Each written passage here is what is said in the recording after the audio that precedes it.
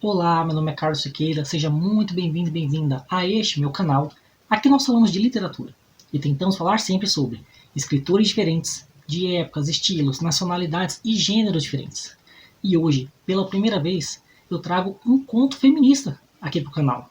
Um conto que, por muito tempo, foi considerado não de crítica social, mas sim um conto de terror, de horror, um conto psicológico, um conto sobre a loucura, mas que só nesses últimos anos é que vem sendo reinterpretado de outra forma. Um conto muito simbólico, extremamente significativo, que eu gostei muito. Estou falando de O Papel de Parede Amarelo, de Charlotte Perkins Gilman.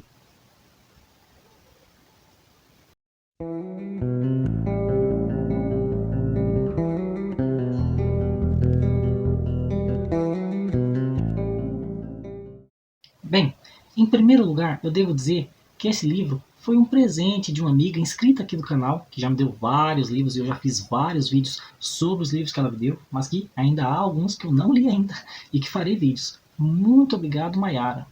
Em segundo lugar, eu devo dizer que esse conto, que tem pouco mais de 40 páginas, ele pode ser interpretado de muitas formas. Pode ser interpretado como sempre foi, um conto de terror, um conto psicológico.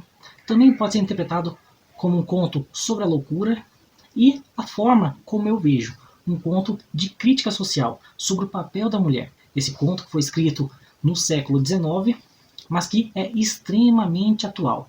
Bem, qual que é a história? Mas antes de falar sobre o enredo do livro, eu deixo avisado que eu vou comentar a história do começo ao fim. Talvez não conte as cenas finais, mas vou comentar sobre grande parte da história. E vou ler trechos também. Então, se você não gosta de saber nada da história antes de a ler, eu vou deixar um link aqui para você ler gratuitamente. Você leia, depois você volte aqui. Porque eu vou fazer algumas interpretações sobre várias questões sobre o cenário, sobre falas, etc. Eu também devo dizer que você deve saber que o conto tem uma estrutura básica. É uma história curta, com poucos personagens, pode ser narrado em primeira ou em terceira pessoa. Os personagens podem ser ou planos que nunca mudam, ou esféricos que mudam conforme a narrativa. O espaço geralmente é fechado para dar mais ênfase, para dar um clima mais tenso à história. E o principal, existe uma única célula dramática, um único clímax, que está sempre no final. Depois que acontece a cena mais marcante, o conto acaba. Essa é a estrutura básica do conto. Agora sim, vamos à história. Antes de tudo, eu devo comentar sobre a estrutura do livro, que, embora seja um conto, ou, como se diz na língua inglesa, a short story, uma história curta, ele é narrado em vários capítulos curtíssimos, isso é muito simbólico, e no formato de diário, o que é muito incomum por dois motivos. Estamos falando de século XIX, então um conto narrado em forma de diário é algo muito diferente. Então, já é um conto, um texto além do seu tempo, muito à frente. Em segundo lugar, por que ele é escrito em diário? Esse gênero tão íntimo que as pessoas geralmente escrevem ou escreviam de maneira escondida, velada, que é o que acontece com a protagonista aqui, que, aliás, é uma narradora em primeira pessoa, ou seja, nós vemos o que ela vê, nós sentimos o que ela sente, nós temos de acreditar na palavra dela. E por que ela escreve em diário? Porque ela escreve escondida do marido, que é médico. E aqui a gente entra na história. Essa mulher, ela está doente, com uma doença que não se sabe o que é. Ela se sente triste, ela se sente cansada, ela se sente, na verdade, com depressão. E a gente pode interpretar aqui que, na verdade, é uma depressão pós-parto, porque é mencionado um bebê que ela não pode nem ficar perto. Quem cuida é a cunhada, a irmã do marido dela. O marido que é médico. E ele falou assim, você não está sentindo nada. Isso aí é falta do que fazer. É mais ou menos isso que ele diz. Por isso que a gente entra aqui numa interpretação que nós temos somente hoje em dia, nesses tempos atuais, que é um conto feminista. Por quê? O que essa mulher quer? O que ela queria? Ela queria trabalhar. Ela queria trabalhar com coisas intelectuais. Ler, escrever, fazer crítica. E o marido fala, não, não. Você tem que ficar sentada, você tem que ficar deitada. Você não pode usar muito a sua imaginação. Ou seja, até a imaginação da mulher, e aqui, se ela não tem nome, eu não lembro se ela é nomeada ou não, você sabe que quando o personagem não é nomeado, ele pode representar todos. Ou quando ele tem um nome comum, ele pode representar toda uma classe. Eu não lembro se ela é nomeada, mas você percebe que até a imaginação das mulheres é tolhida. Pelo menos era na época. Mas continua sendo até hoje em muitos lugares. E o marido, que é médico, e que se chama John, um nome muito comum, assim como aqui no Brasil, nós temos José, João, nomes que podem representar uma classe. Eu lembro aqui do Carlos Drummond de Andrade, uma hora eu vou fazer vídeo sobre ele, hein? Ele tem aquele poeminho, e agora José. José ali não é um José qualquer. José ali representa todos os homens. Bem, uma hora eu vou falar só sobre Drummond, aguarde. Muito bem. E esse médico que fala, não, você tem que ficar deitada, você não tem que receber visita, você não tem que fazer visita. Eu aluguei essa casa no campo aqui por sua causa. Você percebe essa imposição da figura masculina? Eu já conversei com outros médicos, todos homens, e todos têm a mesma opinião. Veja que curioso, que você tem que ficar em casa, em repouso. Que você não pode trabalhar, você não pode se exercitar. Você tem que ficar tranquila. Porque isso, na verdade, é o que se esperava da mulher na época. E que muita gente ainda cobra da mulher, que ela fique trancafiada em casa, cuidando das crianças e tudo mais. E que não pode exercer as suas vontades, principalmente as exteriores à casa. Muito bem. E aí, a família aluga uma casa de campo e logo que ela chega no lugar, ela já não gosta. E aí você pode pensar que é uma implicância dela, uma coisa mental, porque ela está sofrendo de, é dita aqui, uma doença dos nervos. Não se sabia o que era, chamava de histeria. Histeria que é um termo que hoje em dia já ficou ultrapassado. Era dito que era uma doença que só as mulheres tinham. Se não me engano, tem a ver com o útero, se eu não me engano. Mas hoje em dia isso está jogado por água abaixo. Mas era dito que era uma doença dos nervos. Então o marido acha que já é uma implicância dela. Mas, se você ler, como sempre foi lido o conto por muitos anos, como um conto de terror, de horror, você pode pensar que a casa tem um quê de assombração. E é assim que foi lido. Mas eu não vejo assim. Aliás, as correntes atuais, ninguém pensa mais assim. Mas ela tem que ficar dentro de um quarto. E esse quarto, quando ela chega, ela bate o olho no papel de parede amarelo. Isso é muito simbólico. Ela já não gosta, ela acha essa cor horrível. E aqui a gente pode fazer a interpretação da cor amarela. O que significa o amarelo? Bom, existem algumas metáforas, algumas alusões.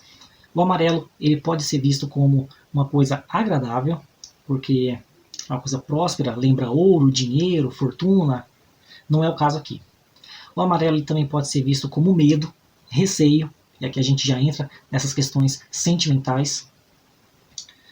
E o amarelo também é visto como a cor da loucura, ou da depressão, essas coisas psíquicas. Eu acho que é o Van Gogh que pintava vários quadros amarelos. Né? Vai ver a vida do Van Gogh como foi. Tristíssimo. Bem, uma hora eu comento sobre o Van Gogh.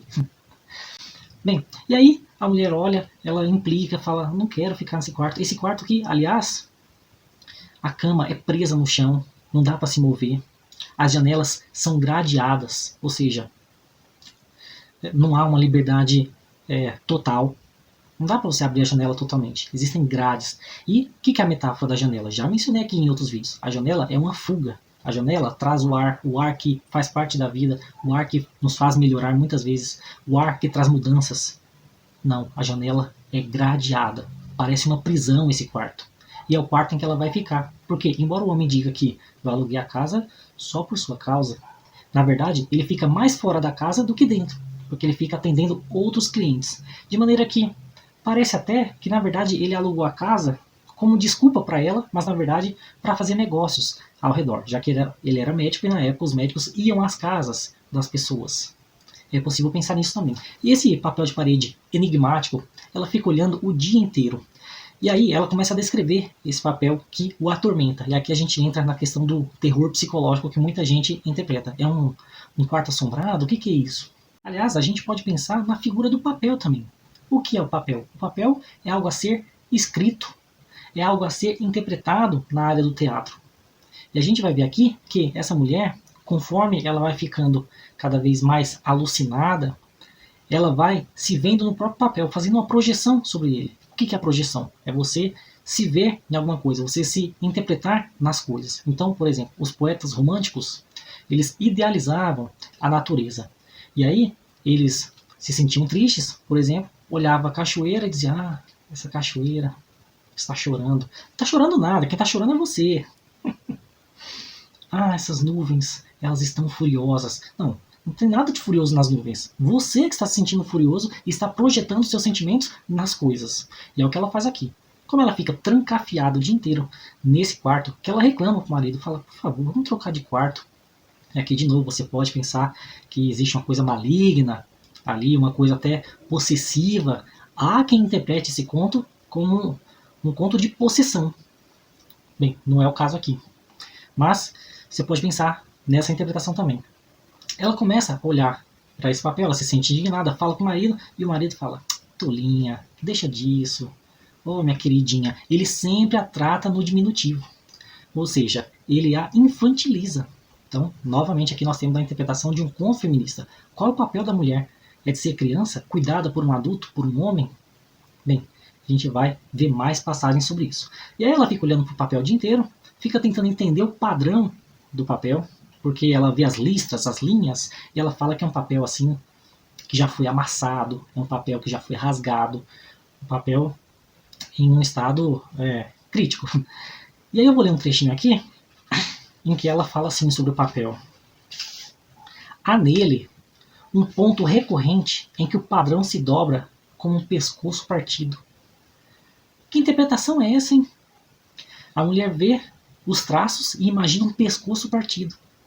Você percebe que isso é uma projeção dela sobre o papel? É importante lembrar que a nossa protagonista não fala dessas interpretações dela com ninguém. Porque ela escreve tudo num diário e escreve escondido. Escondido do marido. Direto ela fala assim, eita, o John tá vindo, deixa eu terminar essa página logo. Como escondido também da própria cunhada, irmã do marido, irmã do médico. Essa cunhada aqui é descrita assim, numa página. Ela é uma dona de casa primorosa e entusiasmada. E não aspira a nenhuma ocupação melhor. Você percebe aqui a visão que a autora coloca na narradora, protagonista, de que, coitada das mulheres que não buscam uma ocupação melhor. Vivem à sombra de um homem, de um marido, de um irmão. Meus amigos, século XIX. E, como ela não fala para ninguém, tem um outro trecho muito significativo aqui, em que é dito assim, é claro que agora eu não compreendo isso com ninguém. Não sou tola a esse ponto. De todo modo, estou sempre alerta.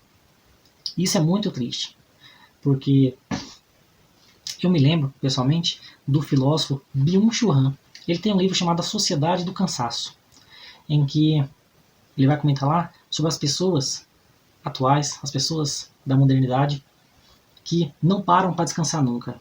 Estão sempre alerta. E o que é que isso causa nas pessoas? Causa cansaço. O que é que isso causa? Causa o que nós chamamos de síndrome de burnout. A pessoa se sente esgotada, entra em depressão. Por quê? Está sempre alerta. Quem é que fica sempre alerta? O animal, na mata, cuidando dos predadores. A pessoa encurralada. E é como essa mulher se sente aqui. Triste passagem essa. Bem, continuemos. E aí o tempo vai passando, a mulher vai querendo se aprofundar cada vez mais no que é esse papel de parede amarelo. O que é esse padrão? Aliás, ou a falta de padrão. E aqui eu digo que, essa é a interpretação minha, a mulher começa a se ver no próprio papel. Porque ela, como mulher, não aceita os padrões da época. E aí ela olha para esse papel, tenta entender qual é o padrão dele, não existe um padrão, ela fica sem entender aquilo, ela se sente mal com aquilo, porque ela não sabe nem qual é o lugar dela no mundo. Assim como ela não sabe quais são as linhas que formam esse papel, que ela descreve muito bem. Mas por mais que ela descreva, que ela faz descrições detalhadas no conto, nós não conseguimos entender direito também. Por quê? Porque a própria mulher é um enigma. Bem, e aí ela começa a perceber uma coisa, que o papel, ele aparenta mostrar a figura de uma mulher que quer sair de dentro do papel. E aqui você tem a interpretação de um conto de horror, de terror, uma coisa assombrada, uma coisa de possessão, mas que você pode ter como uma coisa psicológica, tanto uma loucura, quanto também uma metáfora. Uma mulher que quer sair do papel dela, papel de cor amarela. O amarelo da loucura, o amarelo do medo, do receio. E eu vou descrever como que ela coloca essa mulher. Parece uma mulher inclinada para frente, rastejando em segundo plano. Não gosto disso nem um pouco. Fico imaginando. Começa a pensar.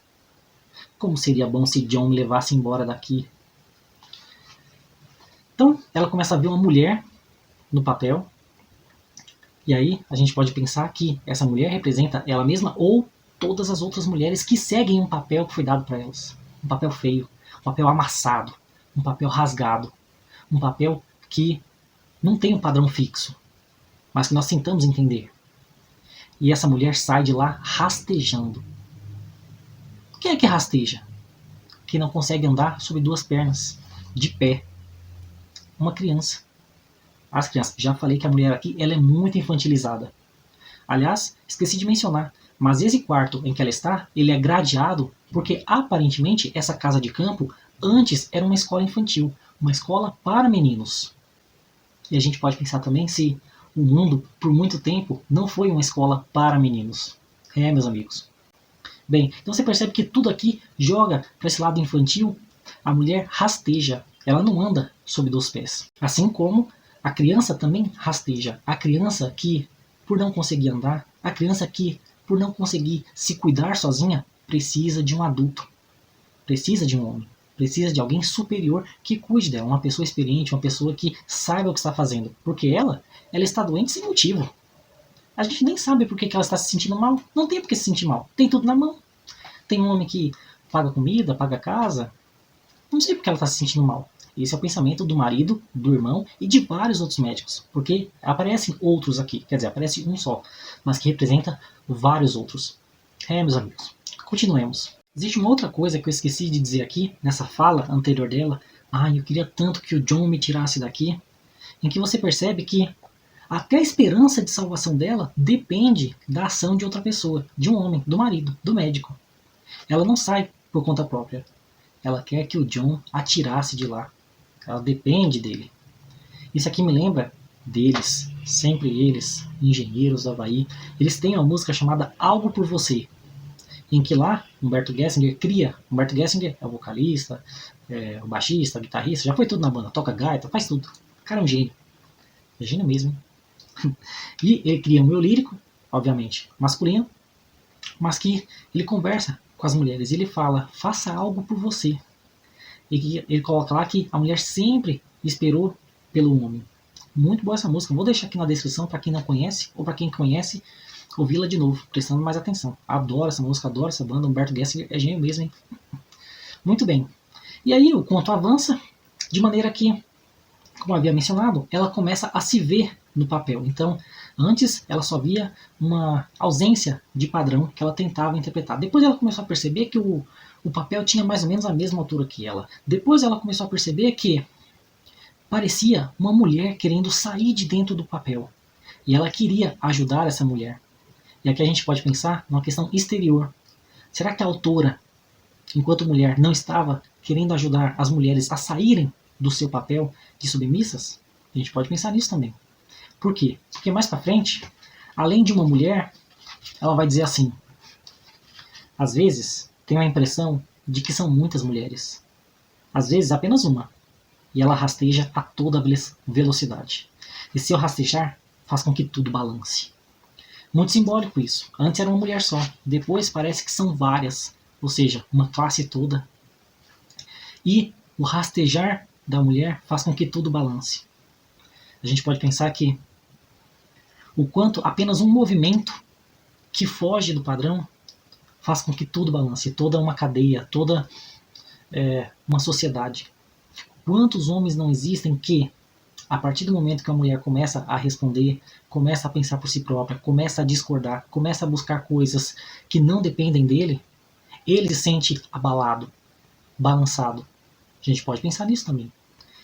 Bom, eu não vou falar qual é o final, última cena do livro. Você vai ter que ler, porque é um conto brevíssimo. Embora tenha, quantas páginas? 110. Na verdade, o conto começa na página 11 e vai até a página 70. E as letras são grandes. Isso aqui é um livro... Desculpa, isso aqui tem uma luz atrapalhando. Isso aqui é um livro de bolso. Então ele é bem curtinho. Não vou falar qual é a cena final, mas é um final impactante, um final atormentador, o que pode fazer com que muita gente ache que é um conto de terror. Ele pode ser interpretado assim, mas, ao meu ver, ele se parece muito mais com uma crítica social sobre o papel da mulher, o papel do homem também, que, infelizmente, muita coisa mudou, mas, infelizmente, muita coisa continua ainda como no século XIX. Gostei muito desse livro, muito obrigado, Mayara. O Papel de Parede Amarelo, Charlotte Perkins Gilman. Ela foi uma pioneira no feminismo. Ela tem outros livros que sempre falam sobre o papel da mulher. Ela que, aliás, esqueci de mencionar que eu quis ler esse livro neste mês, o mês de setembro, que é tido como Setembro Amarelo, a prevenção ao suicídio, porque muitas situações podem levar ao suicídio. Inclusive, a autora se suicidou com 70 e poucos anos, quando ela teve um câncer de mama, que na época era considerado uma coisa assim, sem solução. Ela preferiu não viver para ver. Ela preferiu já dar fim à sua vida e não causar mais sofrimento. Aliás, esse conto aqui ele é autobiográfico. A Charlotte, ela também passou por uma depressão em que os médicos, inclusive um médico que é mencionado aqui, que não é o marido nem o irmão, é um outro, falou que a solução é ficar em casa. Não trabalhe, não exerça a sua imaginação, não queira sair da sua casa. Fique em repouso, não faça nada, obedeça o marido. Essa foi a solução que ele achou para ela. Esse conto aqui, ele também vai fazer uma crítica a esse cientificismo, que muitas vezes parece ter uma resposta para as coisas, mas é uma resposta equivocada. Porque essa doença, ninguém sabia o que era ainda. A depressão. Isso aí é histeria. Isso aí você está doente sem motivo. Na verdade, você não está sentindo. Você acha que você está sentindo. Aliás, é muito triste aqui que a narradora ela fala várias vezes: John não acredita em mim. John acha que eu estou brincando. John acha que eu estou fingindo. John acha que... Bom, John só acha. John não sabe de nada. Mas o que é isso? Não é? Uma pessoa que se acha superior. Ele é médico. Ele sabe das coisas. Ele não sabe de nada. Ele não consegue se colocar no lugar do outro. E o pior, ele zomba do sentimento do outro. Esse sentimento que é um sofrimento. Esse sentimento que é triste, é negativo. Ele zomba. Tolinha. Você acha que está sentindo isso, mas não está não. Eu estou vendo que você está melhorando. Não vou falar o que acontece no final, mas o final é assustador. É um conto muito bem escrito, gostei muito. A linguagem é acessível, é fácil. Aliás, eu havia mencionado lá no começo que o conto ser dividido em vários capítulos curtos é muito simbólico. Por quê? Porque isso mostra também a fragmentação do próprio pensamento da personagem.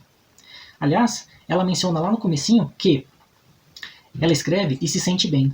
E a gente pode pensar em o quanto exteriorizar os nossos sentimentos, às vezes, faz bem. Mas ela não podia escrever. Ela era tolhida. Ela tinha que guardar aquilo tudo dentro dela. E isso a angustiava. Ela também diz em uma outra passagem que, embora escrever faça bem, escrever também cansa. Ela se sente cansada. Meus amigos, tem gente que não gosta de escrever, não gosta de ler, não gosta de estudar. Prefere fazer um trabalho físico, braçal, do que colocar a mentalidade para trabalhar. Trabalhar com o intelecto também cansa. E uma outra característica da linguagem é: o conto já é dividido em capítulos curtíssimos, mas os períodos são mais curtos ainda. São frases muito curtas. Eita, John está vindo. Ponto. Não existe eita na linguagem não, e no livro não. John está vindo. Ponto. Preciso terminar. Ponto. Ai, como eu queria sair. Ponto. John gosta muito de mim. Ponto. Então, esses períodos fechados já mostram a própria realidade em que ela vive. Fechada. Em que tudo tem que ser muito pensado. Ela não pode... não é uma coisa fluida. Essa é a linguagem e essa é a vida dela também. Então tudo aqui é muito simbólico. Desde o cenário. O quarto que era de crianças. Crianças, meninos. As janelas fechadas, a cama que não se movia, esse papel que era feio, rasgado, que na verdade é a própria figura da mulher, rasgada, dilacerada, que não segue um padrão, enigmático. Tudo é muito simbólico nesse conto. Gostei bastante. Recomendo muito O Papel de Parede Amarelo, uma leitura muito rápida. Essa edição aqui é da José Olímpio. Gostei muito. Muito obrigado, Mayara. Esse foi o vídeo de hoje, espero que tenha gostado. Se você gostou do vídeo, curta, comente, compartilhe, se inscreva no canal, essas coisas todas que você está acostumado a fazer. Muito obrigado pela atenção e até a próxima. Como é que é? Por que eu não vesti nada amarelo, como eu sempre faço nos meus vídeos, em que eu visto algo que remeta à história? Bem, porque eu odeio amarelo, não gosto dessa cor. Amarelo, marrom, rosa, verde, mais ou menos. Não gosto dessas cores. Como é que é? Por que eu não visto uma camisa da CBF? Faz brincadeira comigo, né? Em primeiro lugar, não torço pro Brasil. Já falei que eu torço pra Argentina, hein? Já até fiz vídeo com camisa da Argentina e vou fazer outros, com outras roupas, aliás, porque eu tenho várias. Em segundo lugar, não quero parecer bolsominion. Em terceiro lugar, não sou patriota, principalmente patriota do Paraguai, patriota da China. Quer dizer, da China não, que a China é comunista.